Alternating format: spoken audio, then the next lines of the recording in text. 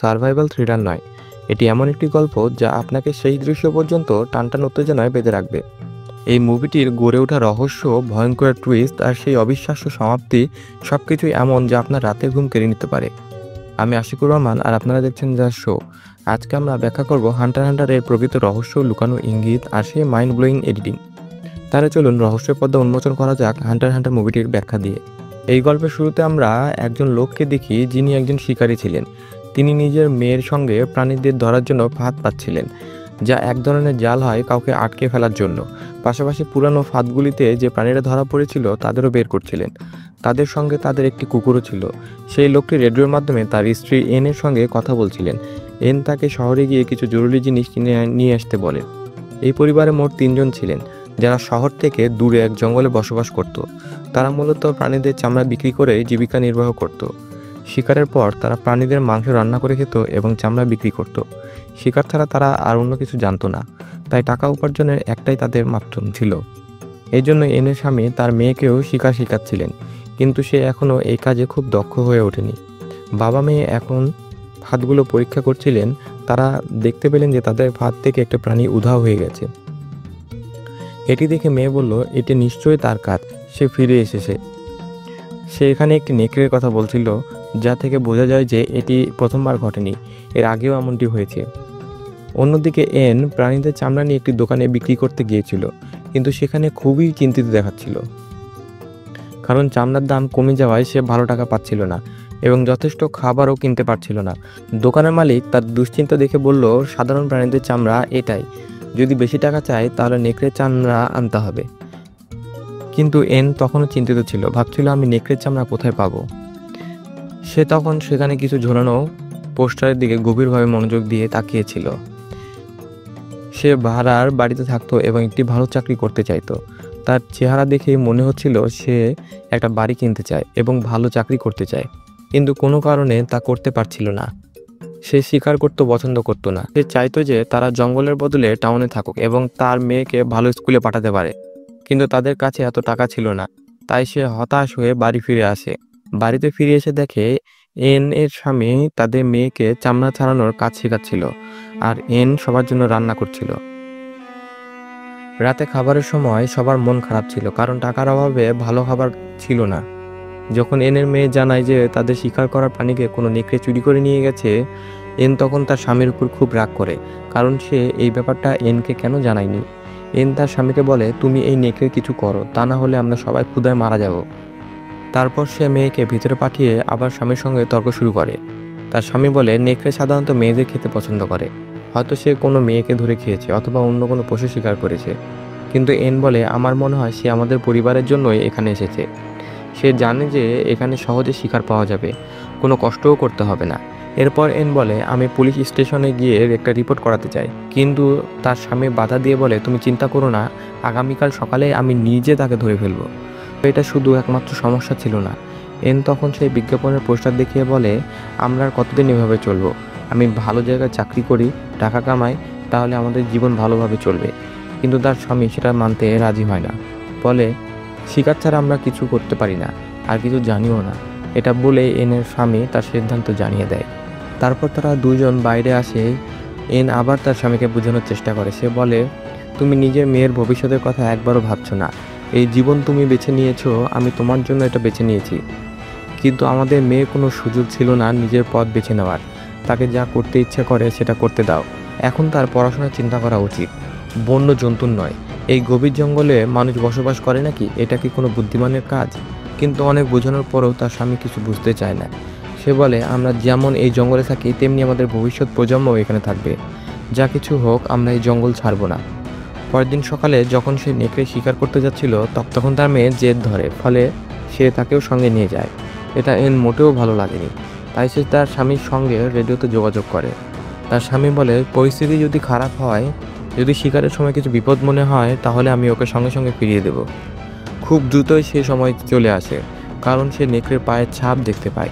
এতে সে বুঝতে পারে যে নেকড়েটা কাছেই আছে। তাই সব কিছু বুঝিয়ে সে মেয়েকে বাড়ি ফিরে যেতে বলে এবং বলে, আমি নিজে রাতের মধ্যে ফিরে আসব। তারপর তার মেয়ে বাড়ির পথে রওনা হয়। তার বাবা তাকে বলে গিয়েছিল, ভয় পেও না, চিন্তা করো না, কিন্তু জঙ্গলের ভয়ঙ্কর শব্দগুলো শুনে সে খুব ভয় পেয়ে যায়। এদিকে এনও একই অনুভূতি পাচ্ছিল। যখন সে নদী থেকে পানি আনতে গিয়েছিল তখন মনে হচ্ছিল যেন কেউ তাকে অনুসরণ করছে। এতে সে খুব আতঙ্কিত হয়ে পড়ে। তার মেয়ের অবস্থাও একই রকম ছিল। কোনোভাবে এন বাড়ি ফিরতে পারে, কিন্তু তার মেয়ে ফিরতে পারে না। সে ভয়ে এক জায়গায় বসে পড়ে। নেকড়েটা এনের স্বামীকে দেখতে পায়, তাই সে তৎক্ষণাৎ বন্দুক চালিয়ে দেয়, কিন্তু দেখে মনে হচ্ছিল না যে সেটি মারা গেছে। গুলির শব্দ তার মেয়েও শুনতে পায়, তাই সে সাহস করে সামনের দিকে এগিয়ে যায়। গুলির পর এনের স্বামী যখন কাছাকাছি গিয়ে দেখে তখন সেখানে নেকড়ে ছিল না। এর মানে সে পালিয়ে গেছে। কিন্তু এখানে সে এমন কিছু দেখে যা দেখে তার শরীর হিম হয়ে যায়। দেখতে পায় একটা কাটা হাত, যা কোনো এক মেয়ের ছিল, এবং নেকড়েটি সেটি খাচ্ছিল। তারপর সে রাস্তা পার হয়ে জঙ্গলের অন্যদিকে এগিয়ে যায়। সামনে যা দেখতে পায় তাতে সে স্তব্ধ হয়ে যায়, একেবারে আতঙ্কিত হয়ে পড়ে। সেখানে বেশ কয়েকটি মেয়ের কাটা মৃতদেহ পড়েছিল, যেগুলোকে ভয়ানক নৃশংসভাবে হত্যা করে গোল আকৃতিতে সাজানো হয়েছিল। এটি স্পষ্টতই শুধুমাত্র নেকড়ের কাজ নয়। সে সঙ্গে সঙ্গে বুঝতে পারে যে জঙ্গলে শুধুমাত্র নেকড়েই নয়, একজন সিরিয়াল কিলারও ঘুরে বেড়াচ্ছে, যে মেয়েদের একে একে হত্যা করছে। এটা বুঝতে পেরে তার গা শিউরে ওঠে। এখন সে বুঝতে পারে তার পরিবার বিপদের মুখে, কারণ তার বাড়িতে দুজন নারী আছে, তার স্ত্রী এবং তার মেয়ে। নেকড়েকে সে সামলাতে পারবে, কিন্তু এই রহস্যময় খুনি কতটা ভয়ঙ্কর সেটাই সবচেয়ে বড় প্রশ্ন। সে বাড়ি ফিরে আসে কিন্তু চুপচাপ বসে থাকে। তার ক্ষুধা এবং ঘুম দুটোই উড়ে গেছে, কিন্তু সে তার পরিবারের কিছুই বলে না, যাতে তারা আতঙ্কিত না হয়। এখন সে নিজেই তার পরিবারকে রক্ষা করার পরিকল্পনা করে। পরের দিন সকালে এন যখন ঘুম থেকে উঠে দেখে তার স্বামী বাড়িতে নেই, কারণ সে আবার সেই জায়গায় ফিরে গেছে যেখানে মেয়েদের মৃতদেহ পড়েছিল। আসলে সে এনকে আগেই বলে গিয়েছিল, নেকড়েকে খুঁজতে যদি আমার সারা রাতও হয় তবুও আমি থাকবো, তাই আমার জন্য চিন্তা করো না। কিন্তু বাস্তবে সে নেকড়েকে নয়, খুনিকে খুঁজতে গিয়েছিল। এদিকে এন ও তার মেয়ে যখন নদীর ধারে ছিল তখন তার মেয়ে খেয়াল করে যে তাদের কুকুরটি সেখানে নেই। সে তাকে খুঁজতে বের হয়, কিন্তু তখনই তার সামনে একটি নেকড়ে এসে পড়ে, যা ধীরে ধীরে তাদের দিকে এগোতে থাকে। এন বুঝতে পারে তাদের জন্য বিপদ এগিয়ে আসছে। ভয়ে সে জোরে চিৎকার করে ওঠে, কারণ তার মাথায় প্রথম যে আইডিয়াটা আসে সেটাই সে করে, আর তার এই পরিকল্পনাও কাজ করে। চিৎকার শুনে নেকড়েটা সেখান থেকে পালিয়ে যায়। এনও তার মেয়ে এক মুহূর্ত দেরি করে না, দ্রুত বাড়িতে ফিরে আসে, কিন্তু তাদের কুকুর তখনও বাইরে রয়ে গিয়েছিল। তাই এন বন্দুক নিয়ে কুকুরটিকে খুঁজতে বের হয়। শেষ পর্যন্ত সে কুকুরটিকে খুঁজে পায়, কিন্তু মৃত অবস্থায়। নেকড়েটা তাকে মেরে ফেলেছে। এন গভীর দুঃখ অনুভব করে, কিন্তু বাড়ি গিয়ে তার মেয়েকে সত্যিটা বলে না। মেয়েকে শুধু বলে, এখনও কুকুরটাকে পাইনি, যখন তোমার বাবা ফিরবে তখন আমরা একসঙ্গে তাকে খুঁজবো। সে মেয়েকে কুকুরের মৃত্যুর কথা বলে না, যাতে সে আতঙ্কিত না হয়। এখন এই মুহূর্তে আমরা স্পষ্ট হয়ে যায় যে এই সিনেমার নাম হান্টার হান্টার কেন রাখা হয়েছে। কারণ এই শিকারী পরিবার এখন দুজন শিকারীর মাঝখানে আটকা পড়েছে, একদিকে নেকড়ে আর অন্যদিকে একটি সিরিয়াল কিলার। এভাবে রাত কেটে যায় আর সকাল হয়ে যায়, কিন্তু এনের স্বামী এখনও ফিরে আসে না, এমনকি তার কোনো ফোনও আসে না। তাই এন ও তার মেয়ে আবার তাদের ফাঁদগুলো পরীক্ষা করতে বের হয়। তারা দেখে আজও তাদের শিকার কোথাও নেই। ঠিক তখনই এন একটি আংটি খুঁজে পায়, যা দেখে সে একবারে শিউরে ওঠে। এটা অবশ্যই সেই মেয়েটির হবে যাকে নেকড়ে খেয়েছে। এটা বুঝেই সে সোজা পুলিশের কাছে যায়, যাতে নেকড়েকে ধরা যায়। এদিকে পুলিশ অফিসারের বস এক মহিলার মৃতদেহ নিয়ে পুলিশ স্টেশনে ফিরছিলেন। রাস্তায় তারা একটি ফাঁকা গাড়ি দেখতে পায়, কিন্তু গাড়িটির দিকে বেশি মনোযোগ না দিয়ে পুলিশ অফিসার সরাসরি থানায় পৌঁছে যায়। সেখানে এন আগে থেকেই উপস্থিত ছিল। এন তাদের পুরো ঘটনাটি জানিয়ে দেয়, কিন্তু পুলিশ জানিয়ে দেয় যে তারা কিছুই করতে পারবে না, কারণ আপনার এলাকা আমাদের আওতায় পড়ে না। তারা আরও বলে, আমরা নেকড়েকে ধরতে পারবো না, কারণ তার কোনো দোষ নেই। সে তো মানুষ নয়, সে একটি বন্য প্রাণী। সে কেবল তার স্বাভাবিক আচরণই করছে। আপনি নিজেই তো শিকারী, আপনি জঙ্গলে থাকেন, শিকার করেন, তাই শতভাগ দোষ আপনার, নেকড়ের নয়। নেকড়েকে ধরার জন্য কোনো সাহায্য না পাওয়ায় এন হতাশ হয়ে পড়ে। সে কিছুটা খাবার কিনে বাড়ি ফিরে আসে। তারপর সে তার কুকুরকে খবর দেয়। খাবার সংকট থাকায় সে একটি হরিণের বাচ্চা মেরে ফেলে সেটাকে বাড়িতে নিয়ে আসে। হ্যাঁ, এটা অবশ্যই ভুল ছিল, কিন্তু তাদের বেঁচে থাকার জন্য কিছু একটা করতেই হতো। এদিকে এনের স্বামীর কোনো খোঁজ নেই। নেকড়ে আতঙ্ক মাথার উপর ঝুলছে, খাবারও শেষ হয়ে আসছে। তাই এখন যা কিছু করার এনকেই করতে হবে। এন তার মেয়েকে সঙ্গে নিয়ে হরিণের চামড়া ছাড়িয়ে ফেলে। তারপর তারা সেটিকে রান্না করে খেতে বসে। ঠিক তখনই হঠাৎ তাদের রেডিওতে কিছু অদ্ভুত শব্দ শোনা যায়। এন কথা বলার চেষ্টা করে, কিন্তু অপর দিক থেকে কোনো স্পষ্ট উত্তর আসে না। রাতে যখন মা মেয়ে ঘুমিয়েছিল তখন আচমকা তাদের ঘুম ভেঙে যায়, কারণ জঙ্গলের দিক থেকে কারো চিৎকার শোনা যাচ্ছিল। তারা বের হয়ে দেখে যে এটা এনের স্বামী নয়, বরং এটি এক অচেনা লোক যার শরীর ভীষণভাবে জখম। লোকটি ব্যথায় কাঁপতাচ্ছিল এবং সাহায্য চাচ্ছিল। এন তার মেয়েকে বাড়িতে পাঠিয়ে দেয় এবং লোকটিকে টেনে নিজের ঘরে নিয়ে আসে, কারণ নেকড়ে যে কোনো সময় চলে আসতে পারে। লোকটিকে পরীক্ষা করতে গিয়ে এন দেখে তার সঙ্গে একটি রেডিও রয়েছে। সেই সঙ্গে তার পায়ের চোট এতটাই গুরুতর যে সে চলাফেরা করতে পারছে না। পরের দিন সকালে এনের মেয়ে যখন সেই অচেনা লোকটির কাছে যায়, তখন হঠাৎ লোকটির চোখ খুলে যায়। এতে মেয়েটি ভয়ে চিৎকার করে ওঠে। মেয়েটি দেরি না করে তৎক্ষণিক তার মাকে ডেকে আনে। লোকটির অনুরোধে এন তাকে পানি খাওয়ায় এবং তার আহত পায়ে সেলাই করে দেয়। এনের মেয়ের কাছে ব্যাপারটা অদ্ভুত লাগছিল, তাই সে তার মাকে বলে, ড্যাড তো সবসময় বলতো যে কখনোই কোনো অচেনা মানুষের উপর বিশ্বাস করতে নেই। এটা শুনে এন উত্তর দেয়, দেখো তার অবস্থা, সে কতটা আহত, আর যদি তোমার ড্যাড থাকতেন তাহলে তিনিও নিশ্চয়ই তার সাহায্য করতেন। পুলিশের বস আবারও থানার দিকে ফিরছিলেন। হঠাৎ সে আগের গাড়িটি একই জায়গায় দাঁড়িয়ে থাকতে দেখে এবার সে বুঝতে পারে যে গাড়িটি গত 2 দিন ধরে সেখানেই রয়েছে। সে গাড়ি থেকে নেমে চারপাশে খোঁজাখুঁজি করতে থাকে, কিন্তু কাউকে না দেখে সে গাড়ির নম্বরটি নোট করে ফেলে। অচেনা লোকটি অবশেষে জ্ঞান ফিরে পায় এবং জানায় যে তার নাম লু। তাকে জিজ্ঞেস করে, এই জঙ্গলে তো বেশিরভাগ লোক আসে না, তাহলে তুমি এখানে কি করতে আসছিলে? লু উত্তর দেয়, এটাই তো আমার বিশেষত্ব। আসলে আমি এই জঙ্গলে ছবি তুলতে এসেছিলাম, কিন্তু মাঝপথে আমার গাড়িটি নষ্ট হয়ে যায়। তারপর আমি পায়ে হেঁটে জঙ্গলের ভেতরে এগোতে থাকি, কিন্তু তখনই হঠাৎ কেউ বা কিছু আমার উপর আক্রমণ করে। সম্ভবত এটা একটা নেকড়ে ছিল, কারণ আমি তাকে দেখতে পাইনি। আর সেই গাড়িটাই আমার, যেটা 2 দিন ধরে দাঁড়িয়ে আছে। লুয়ের শারীরিক অবস্থা এতটাই খারাপ ছিল যে তাকে হাসপাতালে নেওয়ার প্রয়োজন ছিল, কিন্তু নেকড়ের ভয় থাকায় এনও তার মেয়ে তাকে হাসপাতালে নিতে পারছিল না, কারণ যদি নেকড়ে ওদের সামনে চলে আসে তবে তারা পালাতে পারবে না। তবুও এন আর তার মেয়ে লুকে সাহায্য করার চেষ্টা করে এবং তাকে গাড়ির দিকে নিয়ে যেতে চায়, কিন্তু পথে লু প্রচণ্ড ব্যথায় চিৎকার করে ওঠে। ফলে তাদের আবারও বাড়ি ফিরে আসতে হয়। এন ও তার মেয়ে এবার অন্য পরিকল্পনা করে। তারা বিষ মেশানো মাংসের টুকরো ছড়িয়ে দেয় যাতে নেকড়েটা সেটা খেয়ে ফেলে। সেই সঙ্গে ফাঁদও পেতে রাখে এবং আগুন জ্বালিয়ে দেয় যাতে তারা নিজেদের রক্ষা করতে পারে। এদিকে পুলিশের বসও চিন্তায় পড়ে যায়, কারণ বেশ কিছুদিন ধরে এখানে মানুষের রহস্যজনকভাবে নিখোঁজ হয়ে যাচ্ছে, বিশেষ করে মেয়েরা, যারা একে একে নিখোঁজ হয়ে যাচ্ছে, এবং এই ঘটনার স্রোত এখনও অব্যাহত রয়েছে। এদিকে পুলিশের বসের ডিউটি শেষ হতে আর মাত্র 1 ঘন্টা বাকি ছিল, কিন্তু তারপরও সে গাড়িটিকে পরীক্ষা করার সিদ্ধান্ত নেয়, আর সেটাই তার জীবনের সবচেয়ে বড় ভুল হয়ে যায়। সে পদচিহ্ন অনুসরণ করতে করতে এগিয়ে যাচ্ছিল। ঠিক তখনই তার পা একটা ফাঁদে আটকে যায়। সে নিজের পা মুক্ত করার চেষ্টা করতেই তার হাতও আরেকটি ফাঁদে আটকে যায়। এখন স্পষ্ট যে সে পুরোপুরি আটকে পড়েছে, কোথাও যেতে পারবে না। এই ফাঁদগুলো নিশ্চয় এনের স্বামী খুনিকে ধরার জন্য পেতেছিল, কিন্তু দুর্ভাগ্যবশত পুলিশের বস নিজেই ফেঁসে গেলেন। এদিকে এন বন্দুক হাতে নিয়ে সতর্কভাবে অপেক্ষা করছিল, কিন্তু পুরো রাত কেটে গেল, তার স্বামী বাসায় ফিরে এলো না, না সে নেকড়ে।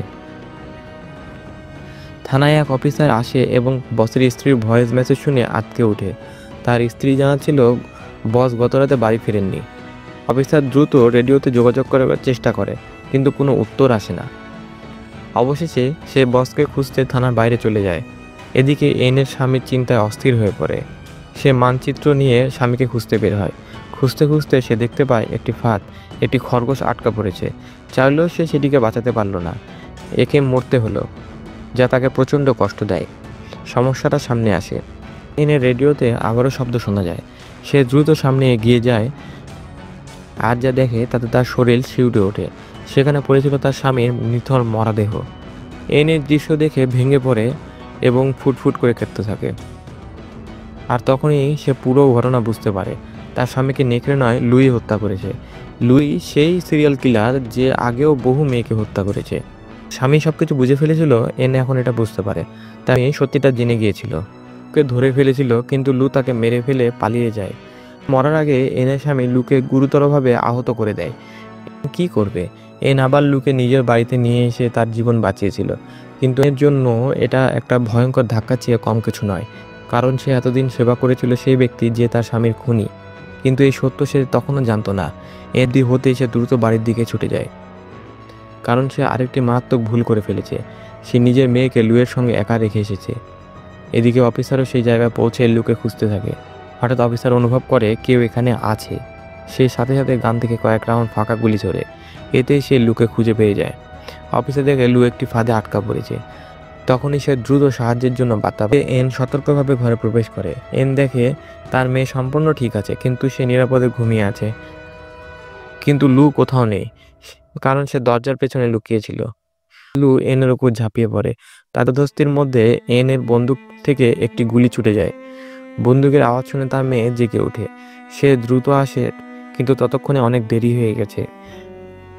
লু এনকে আঘাত করে অজ্ঞান করে ফেলেছে। এদিকে পুলিশের জঙ্গলে প্রবেশ করে, কিন্তু বসকে ফাঁদ থেকে বের করার আগেই সে শেষ নিঃশ্বাস ত্যাগ করে। এন যখন জ্ঞান ফিরে পায়, লু তার কাছ থেকে ট্রাকের চাবি চায়। এন বলে, একটা শর্তে, আগে বলো আমার মেয়ে কোথায়। কিন্তু লু কোনো উত্তর দেয় না, বরং সে বলে, এটা কখনোই ঘটতো না যদি তোমার স্বামী নিজের কাজে মনোযোগ দিত। সে যদি মাঝখানে না আসতো তাহলে আমি কখনোই তাকে মারতাম না। এবার লু বলে, আমি তোমার স্বামীকে মেরেছি, এখন আমি তোমাকেও শেষ করে দেব। এরপর সে নিজের সব জিনিস পুড়িয়ে ফেলে এবং এনের দিকে এগিয়ে আসে। যখন তার উপর অত্যাচার করতে চায়, এন সুযোগ কাজে লাগিয়ে তার মুখ একটি ফাঁদে আটকে দেয়। এরপর এন নিজেকে মুক্ত করে নেয় এবং একটি ধারালো জিনিস দিয়ে লুয়ের উপর আক্রমণ করে তাকে অজ্ঞান করে ফেলে। এরপর সে ঘরের ভিতরে ঢোকে, কিন্তু দেখে সে ফুটফুট করে কেঁদে ফেলে, কারণ সেখানে তার মেয়ের নিথর মরদেহ পড়ে আছে। যদিও আমাদের তা দেখানো হয়নি, কিন্তু এর মানে একটাই, সেই নরপিশাচ লু, সে পশুর চেয়েও ভয়ঙ্কর। সে এর মেয়েকেও ছাড়েনি। এন মনে মনে শপথ নেয়, আমি তোমাকে ছাড়ব না, আমার স্বামী আর মেয়ের মৃত্যুর প্রতিশোধ আমি নেবই। এন লুকে একটি দড়ি দিয়ে ঝুলিয়ে দেয়। তারপর তার হেডফোন কানে লাগিয়ে গান শুনতে থাকে। গান শুনতে শুনতে সে লুর চামড়া ছুলতে থাকে। পর তার পুরো শরীরের চামড়া তুলে ফেলল এন। অবশেষে সে লুর মুখের চামড়াও ছুলে নেয়। এতে তরতাজা রক্ত গড়িয়ে পড়তে থাকে, আর লু দেখতে একেবারে ভয়ঙ্কর হয়ে যায়। কিন্তু ততক্ষণে এনের প্রতিশোধ শেষ করে ফেলেছে। পুলিশ হতবাক হয়ে গেল। এন নিজের কাজ শেষ করে পুলিশের দিকে তাকায়। তার চোখে কোনো ভয় নেই, কোনো অনুশোচনা নেই। লুর ছুলে ফেলা চামড়ার দিকে ইশারা করে। এটা দেখে পুলিশ অফিসারদের গা শিউরে ওঠে। লু তখনও জীবিত। পুলিশের অবস্থা এতটাই ভয়ঙ্কর যে কেউ তা সহ করতে পারছে না, কারণ সে এখন একটা লাশের মতো হলেও আসলে এখনও মরেনি। জায়গায় বসে গান শুনতে থাকে। সে তার পরিবারকে মনে করতে থাকে। তারপর গান বন্ধ করে দেয় এবং এভাবেই এই সিনেমার সমাপ্তি ঘটে।